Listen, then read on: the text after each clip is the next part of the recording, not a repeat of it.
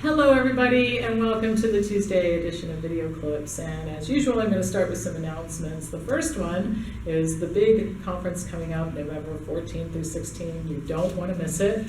There are things that we have not told you about. They are not on the schedule yet. So if you come to the conference, you are going to find out some extraordinary stuff. And I'm not telling, you can't talk me out of it. I will not tell you, you have to be here. But the things that you do know about it are Ralph Moss is speaking and screening his film.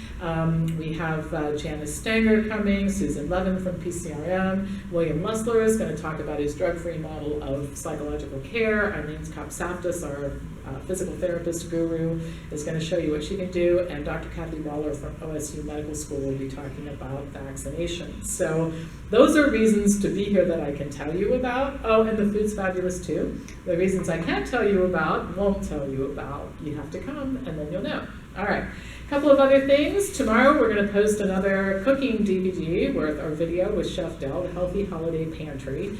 And I can tell you right now, they just filmed his little video thing. It smells so good in this building. It smells like Thanksgiving. I can smell it right now while I'm making this little film for you guys.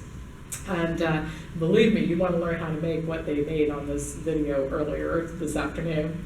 And then advanced study courses this month are on the book Cancer as a Metabolic Disease, which addresses the issue that we're really not making much progress in cancer treatment. And one of the reasons is that the premise is so misguided that it's a genetic disease, and it really isn't. So I think we've all been affected by cancer. People in our family, our good friends, we've all lost friends and family. So you definitely want to be on these on this particular advanced study call. So for those of you who are members of my concierge practice, you know, you could participate without any additional charge. The rest of you members get a lower cost, but I think that's some pretty exciting stuff coming up. So anyway, now let's talk about today's news, which I'm going to start with Alzheimer's disease.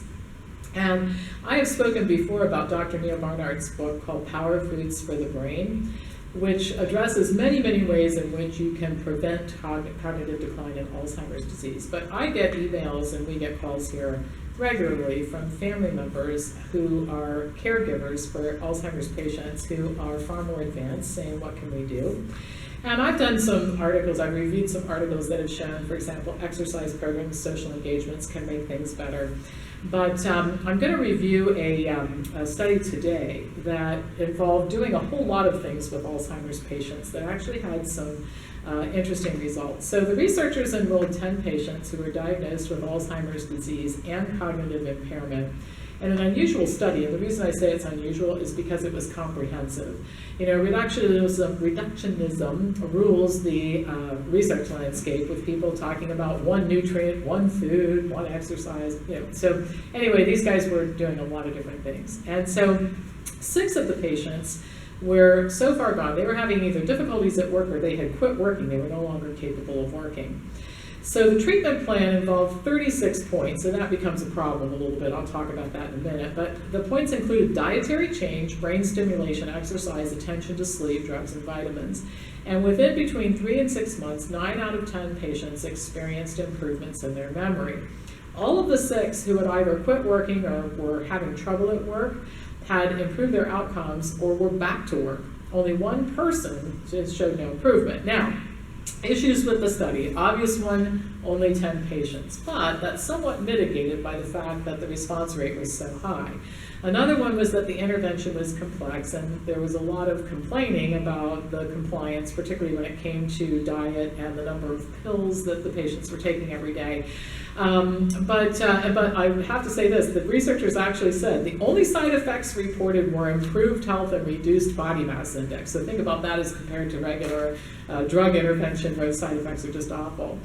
But I think that I hope this inspires more research in this area where we look at a comprehensive plan, maybe that doesn't involve so many pills and so much to do. Instead of 36 things, maybe we could have people do 15. I know Dr. Esselstyn sometimes says that people only have so many compliance genes, and we got to make sure we don't use them all up and go beyond. So maybe a little simpler protocol would help, but I think it's really encouraging that people that were already diagnosed with Alzheimer's disease show that kind of improvement. There are so many people suffering from this disease and their caregivers, millions of them, that it really would make a huge difference in the lives of many, many people. The other thing that I want to talk about, this is an issue, kidney disease and exercise, and I'll just start by saying that a common question I get from patients who have really serious diseases, and sometimes their family members, is, gosh, is it worth it to change my habits? It's somewhat like, is there a time when disease has progressed so far, or my health has just declined so much that why bother? Well, I'm the eternal optimist. I think you always bother, and I think it's always worth trying to improve your health. And I found that people who are seriously sick, they're often willing to do a lot to try to preserve their health. And one thing I'll mention is that once in a while when I'm having these discussions, people will say, oh, Dr. Pam, I don't want to get old. I really don't think I would enjoy that much. You know, I don't care about living a long time.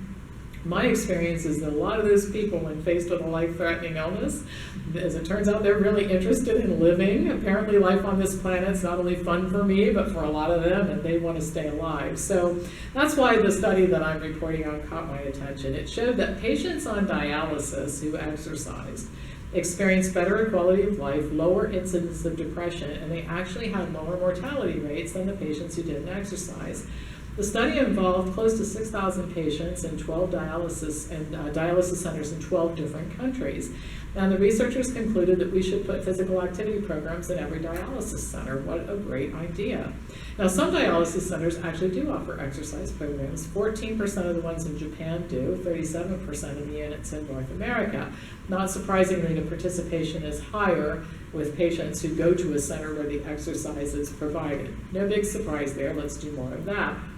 This was true regardless of the age of the patient, by the way, the length of time on dialysis, and the condition. For example, some patients needed assistance walking. Aerobic exercise in particular lowered mortality rates, and the more active the patients were, the lower the risk of mortality. So the exercise was dose dependent. Those who participated in activity kind of intermittently, 11% reduction. Those who were very active, 40% lower risk. Higher levels of aerobic activity were also associated with better scores on quality of life assessments. Those who engaged in regular aerobic activity also had lower signs or fewer symptoms of depression. And this is important. Another study that appeared in the same issue of the journal that reported this showed that patients who had symptoms of depression during the first 120 days of dialysis were more likely to be hospitalized within a year and to spend more time in the hospital. And this is very consistent with other research that has shown that exercise is a great treatment for depression, and some studies have shown that it's better than drugs and equal to therapy. So I guess this really isn't a surprising result. Well, one limitation is the patients had to be able to walk in order to engage in aerobic activity. So I think it would be interesting to see what you could do with patients who maybe weren't so mobile in the way of light strength training and stretching, and see if that would make a difference too. We don't really have that data right now. But the point here, it goes back to how I started, is there a time when you just say, listen, things are so far gone, why bother? And my answer is no. I think you always bother. And my gosh, if we can make life better for dialysis patients and make them happier, extend their life, I think that's a wonderful thing. And such a low-tech, inexpensive thing is exercise, right? Let's add that to the protocol for dialysis patients. All right, that's all for today. As usual, pass this on to anybody who you think would enjoy watching it, and I'll be back to you again next week, or on Thursday, actually, with more news.